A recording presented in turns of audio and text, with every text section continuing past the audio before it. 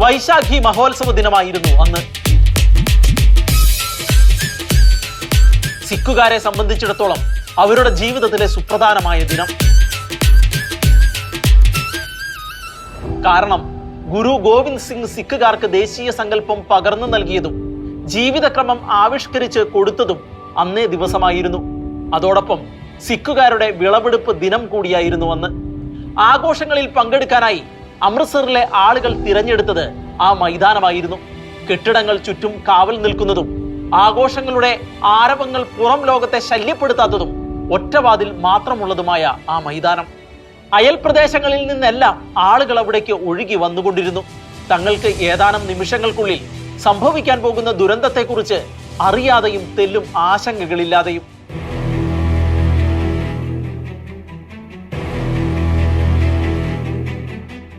പരസ്പരമുള്ള കണ്ടുമുട്ടലിന്റെയും ആഘോഷങ്ങളുടെയും സന്തോഷങ്ങളിൽ മുഴുകി അവർ കഴിയവെയായിരുന്നു ആ ഒറ്റവാതിലിലൂടെ ഒന്നിനു പുറകെ ഒന്നെന്നോണം വാഹനങ്ങൾ കടന്നു വന്നതും അതിൽ നിന്നിറങ്ങിയ പട്ടാളക്കാർ യാതൊരു പ്രകോപനവുമില്ലാതെ ജനക്കൂട്ടത്തിന് നേരെ വെടിയുതിർത്തു തുടങ്ങിയതും.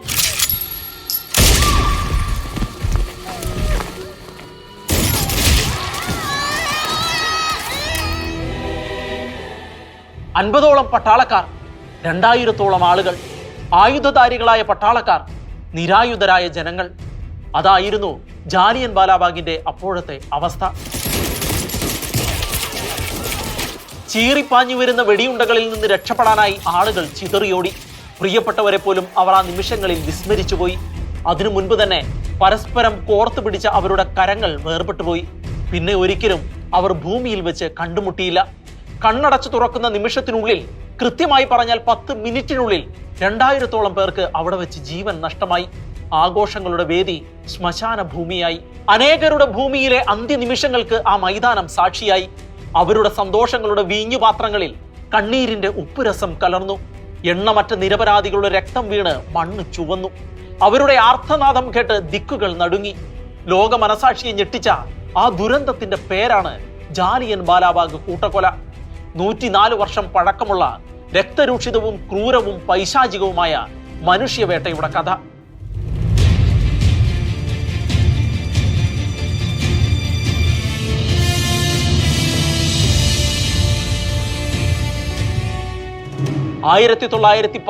ഏപ്രിൽ 13 ജാലിയൻ വാലാബാഗ് കൂട്ടക്കൊല നടന്നത്.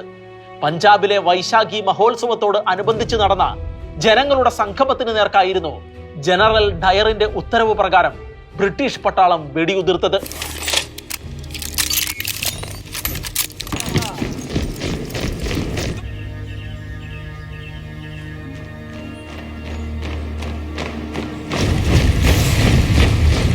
No meetings.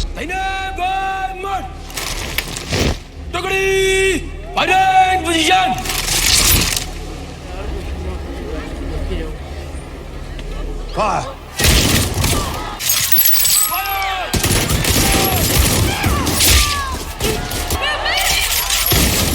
ബ്രിട്ടീഷ് സർക്കാരിന്റെ കണക്ക് പ്രകാരം വെറും 379 പേരാണ് അന്ന് കൊല്ലപ്പെട്ടത്.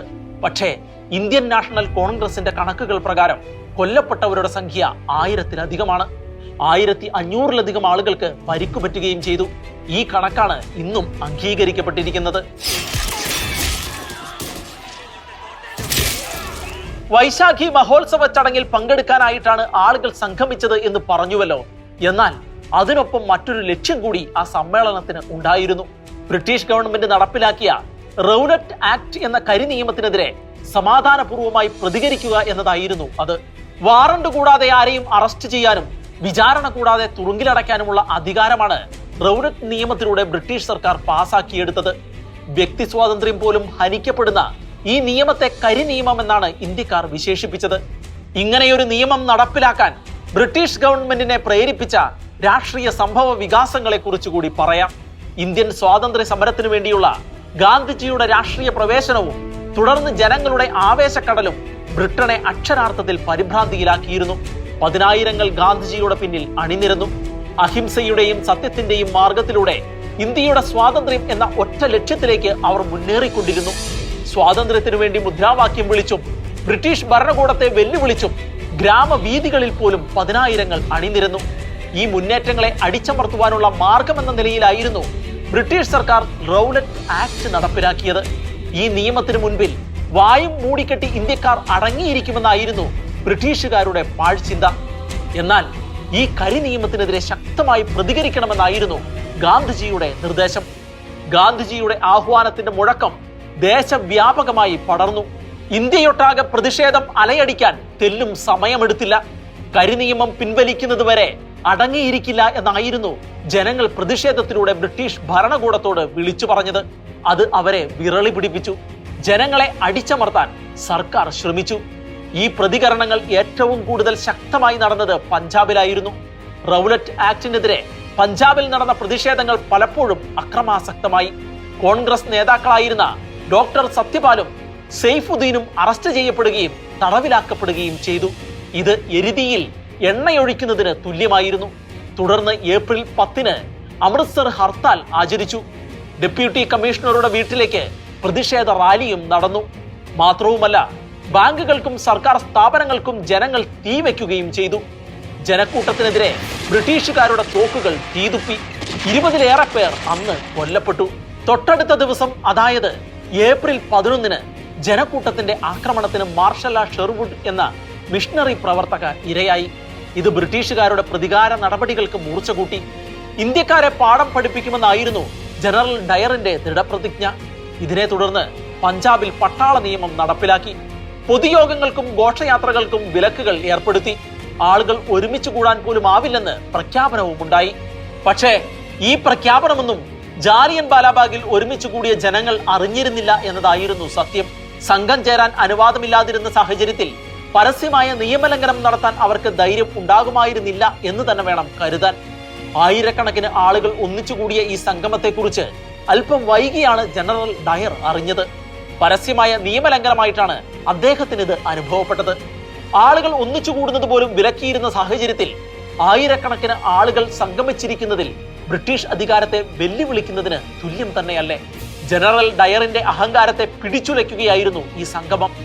അമൃത്സറിലെ സൈനിക കമാൻഡറായിരുന്നു ജനറൽ ഡയർ.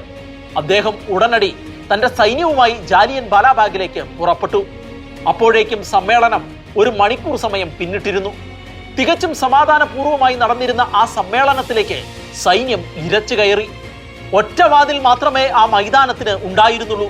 ആ വാതിൽ തകർത്തുകൊണ്ടാണ് സൈന്യം അകത്തേക്ക് പ്രവേശിച്ചത്. ചുറ്റും മതിലുകളായിരുന്നു. നിരായുധരായ മനുഷ്യർ. എന്താണ് സംഭവിക്കുന്നതെന്ന് പോലും അവർക്ക് മനസ്സിലായില്ല. കെണിയിൽ അകപ്പെട്ട എലികളെ പോലെ ജനങ്ങൾ പകച്ചുപോയി. ആ പകപ്പിൽ നിൽക്കുമ്പോൾ തന്നെ ഡയറിന്റെ ഉത്തരവ് മുഴങ്ങി, സ്റ്റാർട്ട്.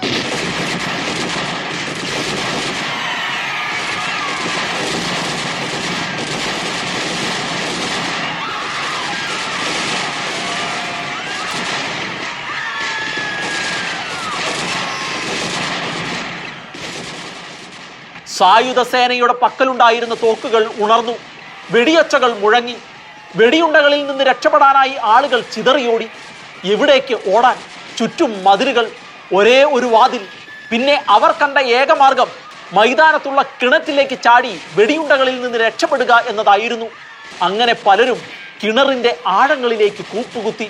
പക്ഷേ അതും വലിയൊരു ദുരന്തമായി മാറുകയായിരുന്നു. 120 പേരാണ് അന്ന് കിണറ്റിൽ വീണ് മരിച്ചത്.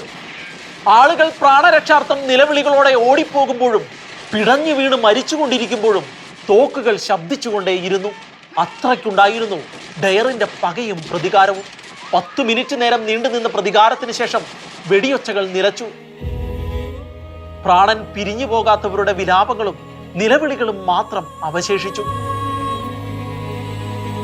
മനുഷ്യത്വത്തിന് നേരെ കണ്ണടച്ച ഈ കിരാത പ്രവൃത്തി ലോകവ്യാപകമായി അപലപിക്കപ്പെട്ടു. ബ്രിട്ടീഷ് പ്രധാനമന്ത്രി വിൻസ്റ്റൺ ചർച്ചിലിന് പോലും ഈ ക്രൂരതയെ മൃഗീയം എന്ന് വിശേഷിപ്പിക്കേണ്ടതായി വന്നു. ഇന്ത്യയിലെ പ്രബുദ്ധരായ വ്യക്തികൾ ഇതിനെതിരെ ശക്തമായ പ്രതികരണവുമായി രംഗത്തു വന്നു. അതിലൊന്നായിരുന്നു മഹാകവി രവീന്ദ്രനാഥ ടാഗോർ തനിക്ക് ലഭിച്ച സർ സ്ഥാനം ഉപേക്ഷിച്ചത്. ഗാന്ധിജിയാവട്ടെ ഈ ഹിന്ദ് പദവിയും തിരികെ നൽകി. എല്ലായിടത്തു നിന്നുമുള്ള ക്രൂര വിമർശനങ്ങൾക്ക് വിധേയമാകേണ്ടി വന്നപ്പോൾ ഈ കിരാത നടപടിയെക്കുറിച്ച് പഠിച്ച് റിപ്പോർട്ട് സമർപ്പിക്കാൻ ബ്രിട്ടീഷ് സർക്കാർ ഒരു കമ്മീഷനെ നിയമിച്ചു. സ്കോട്ട്ലൻഡിലെ സോളിസിറ്റർ ജനറൽ വില്യം ഹണ്ടർ പ്രഭു ആയിരുന്നു കമ്മീഷന്റെ തലവൻ. ഇദ്ദേഹത്തിന് മുൻപിൽ അക്ഷോഭ്യനായി നിന്നുകൊണ്ട് ഡയർ നൽകിയ വിശദീകരണ കുറിപ്പ് ഈ ക്രൂരതയുടെ ആഴം വെളിവാക്കുന്നതായിരുന്നു. വെടിവെക്കാൻ വേണ്ടി തന്നെയാണ് താൻ പോയതെന്നും ജനക്കൂട്ടത്തിന്റെ ധിക്കാരമാണ് തന്നെ അതിന് പ്രേരിപ്പിച്ചതെന്നുമായിരുന്നു ആ മറുപടി. വെടിയുതിർക്കലിനു മുൻപ് മുന്നറിയിപ്പ് നൽകാതിരുന്നതും ജനക്കൂട്ടം യാതൊരു വിധത്തിലുള്ള പ്രകോപനം സൃഷ്ടിക്കാതിരുന്നിട്ടും നിർദാക്ഷിണ്യം വെടിവെച്ചതും ഓടി രക്ഷപ്പെട്ടവരെ പോലും വെടിവെച്ച് കൊന്നതും പരിക്കേറ്റവരെ ആശുപത്രിയിൽ എത്തിക്കാതിരുന്നതുമെല്ലാം ഡയറിനെതിരെയുള്ള ശക്തമായ തെളിവുകളായിരുന്നു. എന്നിട്ടും ഡയറിനെതിരെ കർശനമായ ശിക്ഷാ നടപടികളൊന്നും അധികാരികളുടെ ഭാഗത്തു നിന്നും ഉണ്ടായില്ല. സൈനിക സേവനങ്ങളിൽ നിന്ന് തിരിച്ചു വിളിക്കുകയല്ലാതെ. ഇന്നത്തേതുപോലെയുള്ള രീതികൾ അന്നും ഉണ്ടായിരുന്നുവെന്ന് കൂടിയാണ് ഈ കുറ്റവിമുക്തമാക്കൽ നടപടി വ്യക്തമാക്കുന്നത്. തങ്ങളെ പ്രീണിപ്പിച്ചു നിർത്തുകയും ആജ്ഞാനുവർത്തികളായി നിലകൊള്ളുകയും ചെയ്യുന്ന ഉദ്യോഗസ്ഥരെ മാതൃകാപരമായി ശിക്ഷിക്കാൻ ഇന്നും ഭരണകൂടം തയ്യാറാവുന്നില്ലല്ലോ. ഇന്ത്യയുടെ സ്വാതന്ത്ര്യ സമര ചരിത്രത്തിലെ തന്നെ ഏറ്റവും രക്തരൂക്ഷിതമായ ഈ സംഭവത്തെക്കുറിച്ച് പിന്നീട് ബ്രിട്ടൻ ഖേദം പ്രകടിപ്പിച്ചു. 1997 ഇന്ത്യ സന്ദർശിച്ച വേളയിൽ എലിസബത്ത് രാജ്ഞിയും 2013 ബ്രിട്ടീഷ് പ്രധാനമന്ത്രി ഡേവിഡ് കാമറൂണും ജാലിയൻ വാലാബാഗ് സന്ദർശിക്കുകയുണ്ടായി. സംഭവിക്കാൻ പാടില്ലാത്തത് സംഭവിച്ചു, നല്ലൊരു നാളേക്ക് വേണ്ടി നമുക്ക് ഒരുമിച്ച് പ്രവർത്തിക്കാം എന്നായിരുന്നു എലിസബത്ത് രാജ്ഞിയുടെ പ്രതികരണം. ബ്രിട്ടീഷ് ഇന്ത്യ ചരിത്രത്തിലെ ഏറ്റവും ലജ്ജാകരമായ സംഭവമാണെന്നാണ് ഡേവിഡ് കാമറൂൺ ജാലിയൻ വാലാബാഗ് സംഭവത്തെ വിശേഷിപ്പിച്ചത്. ആദരാഞ്ജലികൾ അർപ്പിക്കുകയും ഖേദം രേഖപ്പെടുത്തുകയും ചെയ്തു എന്നല്ലാതെ ബ്രിട്ടൻ ഇതുവരെയും ഈ കൂട്ടക്കുരുതിയുടെ പേരിൽ മാപ്പ് പറയാൻ സന്നദ്ധത കാട്ടിയില്ലെന്നതാണ് മറ്റൊരു കാര്യം. ഖേദപ്രകടനമല്ല, മാപ്പ് പറയലാണ് വേണ്ടതെന്നാണ് ലോകത്തിന്റെ നിലപാട്. ആ മാപ്പ് പറയൽ എന്നെങ്കിലും ഉണ്ടാവുമോ അറിയില്ല, കാത്തിരിക്കുക തന്നെ. നിരപരാധികളുടെ ജീവനുകൾക്ക് പ്രതികാരം കൊണ്ട് മറുപടി നൽകുന്ന ഒരു നായകൻ എല്ലാ കഥകളിലുമുണ്ട്. ജാലിയൻ വാലാബാഗ് വെടിവെപ്പിന്റെ ബാക്കി പത്രം ഒരു നായകന്റെ പ്രതികാര കഥ കൂടിയാണ്. ഉദ്ധം സിംഗ് എന്നാണ് അദ്ദേഹത്തിന്റെ പേര്.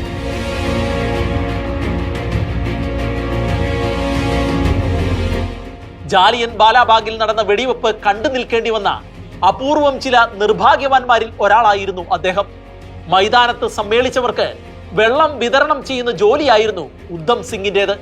നിഷ്ഠൂരമായ ഈ പ്രവൃത്തി ഇന്ത്യയിലെ ബ്രിട്ടീഷ് ഭരണകൂടത്തെ അട്ടിമറിക്കാനും ജനറൽ ഡയറിനെതിരെ പ്രതികാരം ചെയ്യാനുമാണ് അദ്ദേഹത്തെ പ്രേരിപ്പിച്ചത്. ഭഗത് സിംഗ് ആണ് ഇക്കാര്യത്തിൽ അദ്ദേഹത്തെ സ്വാധീനിച്ചത്. ഇതിന്റെ പേരിൽ 5 വർഷം ജയിൽ ശിക്ഷ അനുഭവിക്കേണ്ടിയും വന്നിട്ടുണ്ട്. അതുകൊണ്ടൊന്നും ഉദ്ധം സിംഗിന്റെ പ്രതികാരാഗ്നി കെട്ടടങ്ങിയില്ല. കാശ്മീർ വഴി ജർമ്മനിയിലും അവിടെ നിന്ന് ലണ്ടനിലും എത്തിയ അദ്ദേഹം അവിടെ എഞ്ചിനീയറായി ജോലിയിൽ പ്രവേശിച്ചു. ഈ അവസരത്തിലെല്ലാം ഉദ്ധം സിംഗിന്റെ മനസ്സിൽ ഒരൊറ്റ ചിന്ത മാത്രമായിരുന്നു ഉണ്ടായിരുന്നത്: ജാലിയൻ വാലാബാഗ് കൂട്ടക്കൊലയുടെ കാരണക്കാരനായ മൈക്കൽ ഡയറിനെ വകവരുത്തണം. കാത്തു നിന്നിരുന്ന ആ ദിവസം ഒടുവിൽ സമാഗതമായി. 1940 മാർച്ച് 13 ലണ്ടനിലെ കാക്സ്റ്റൺ ഹാളിൽ ഒരു പ്രസംഗത്തിനായി മൈക്കൽ ഡയർ വരുന്നുണ്ടെന്ന കാര്യം ഉദ്ധം സിംഗിന് മനസ്സിലായി. അതിൽ പങ്കെടുക്കാൻ പോകുന്ന ഒരു സാധാരണക്കാരനായി അയാളും അവിടെ എത്തി. ഓവർകോട്ടിനുള്ളിലെ തടിച്ച പുസ്തകത്തിൽ അയാൾ അതീവ രഹസ്യമായി ഒരു തോക്ക് ഒളിപ്പിച്ചു വെച്ചിട്ടുണ്ടായിരുന്നു. വർഷങ്ങളായി ഉള്ളിൽ കൊണ്ടു നടക്കുന്ന പ്രതികാര നിർവഹണത്തിന്റെ നിമിഷം, എത്രയോ വർഷങ്ങളായി കാത്തിരുന്ന നിമിഷം. അതാ ഡയർ പ്രസംഗിക്കാനായി വരുന്നു. ഉദ്ധം സിംഗ് തെല്ലും മടിച്ചില്ല. അയാൾ മൈക്കിളിന് നേരെ വെടിയുതിർത്തു. 1 അല്ല 2 തവണ. ആർത്തനാദത്തോടെ ഡയർ നിലത്തു വീണു. നിരപരാധികളായ ആയിരങ്ങളുടെ ജീവൻ അപഹരിച്ച ജാലിയൻ വാലാബാഗിലെ വെടിയൊച്ച ആ സമയം അയാളുടെ ഓർമ്മയിൽ എത്തിയിരുന്നുവോ ആവോ. വാളെടുത്തവൻ വാളാൽ എന്നതുപോലെ ഡയർ അവിടെ പിടഞ്ഞു വീണ് മരിച്ചു. തന്റെ ലക്ഷ്യപൂർത്തീകരണത്തിന് ശേഷം ഉദ്ധം സിംഗ് പോലീസിന് കീഴടങ്ങി. കോടതി വിചാരണ വേളയിൽ ഉദ്ധം സിംഗ് ബോധ്യപ്പെടുത്തിയത് തന്റെ ജനങ്ങളുടെ ജീവൻ എടുത്തതിന് താൻ പ്രതികാരം ചെയ്യുകയായിരുന്നുവെന്നായിരുന്നു. 1940 ജൂലൈ 31 ഉദ്ധം സിംഗിനെ തൂക്കിലേറ്റി. കൊന്നവനും കൊല്ലിച്ചവനുമെല്ലാം മൺമറഞ്ഞു പോയിട്ടും മണ്ണിൽ ഇന്ന് ഉയർന്നു നിൽക്കുന്നത് ആയിരങ്ങളുടെ വിലാപങ്ങളുടെ സാക്ഷ്യപത്രം എന്നോണമുള്ള ഒരു സ്മാരകമാണ്. ഇന്ത്യൻ സ്വാതന്ത്ര്യ സമര ചരിത്രത്തിലെ ഏറ്റവും രക്തകലുഷിതമായ അധ്യായമായ ജാലിയൻ വാലാബാഗ് വെടിവെപ്പിൽ കൊല്ലപ്പെടുകയും മുറിവേൽക്കുകയും ചെയ്തവരുടെ സ്മരണയ്ക്കായുള്ള ചരിത്ര സ്മാരകം.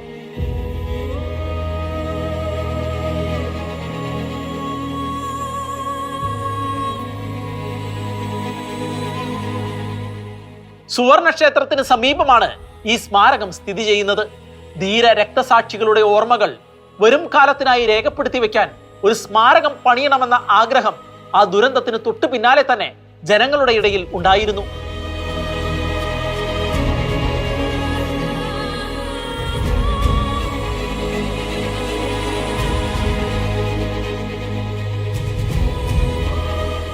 എങ്കിലും സ്വാതന്ത്ര്യലബ്ധിക്ക് ശേഷമാണ് ആ സ്വപ്നം പൂവണിഞ്ഞത്.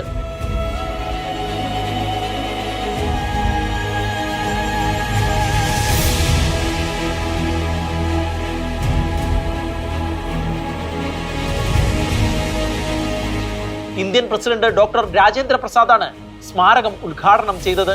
പ്രധാനമന്ത്രി ജവഹർലാൽ നെഹ്റു പങ്കെടുക്കുകയും ചെയ്തിരുന്നു. ഭിത്തിയിൽ തുളച്ചു കയറിയ വെടിയുണ്ടകളുടെ ഭാഗം ഇന്നും പ്രത്യേകമായി അടയാളപ്പെടുത്തിയിട്ടുണ്ട്.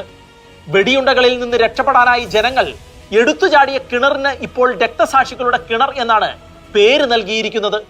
ജാലിയൻ വാലാബാഗ് കൂട്ടക്കുരുതിയെ അമൃത്സർ കൂട്ടക്കൊലയെന്നും വിശേഷിപ്പിക്കാറുണ്ട്.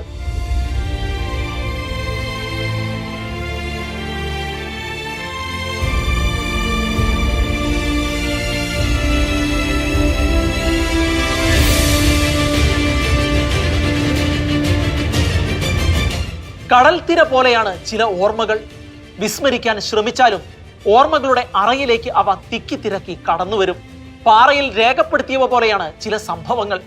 എത്ര തിരകൾ ആഞ്ഞടിച്ചാലും അവ മായ്ച്ചു കളയാൻ ആവില്ല. ഉണങ്ങാത്ത മുറിവുകൾ പോലെ കാലം എത്ര കടന്നുപോയാലും ഉള്ളിൽ അവ ചോരയൊഴുക്കിക്കൊണ്ടേയിരിക്കും. ഇന്ത്യക്കാരെ സംബന്ധിച്ചിടത്തോളം അത്തരമൊരു ഓർമ്മയാണ് ജാലിയൻ വാലാബാഗ്. ഇന്ത്യയുടെ സ്വാതന്ത്ര്യ സമരത്തെക്കുറിച്ച് പറയുമ്പോൾ മാത്രമല്ല, ഇന്ത്യയുടെ ചരിത്രം രേഖപ്പെടുത്തുമ്പോഴും ജാലിയൻ വാലാബാഗ് സംഭവം വിസ്മരിക്കാൻ ആവില്ല.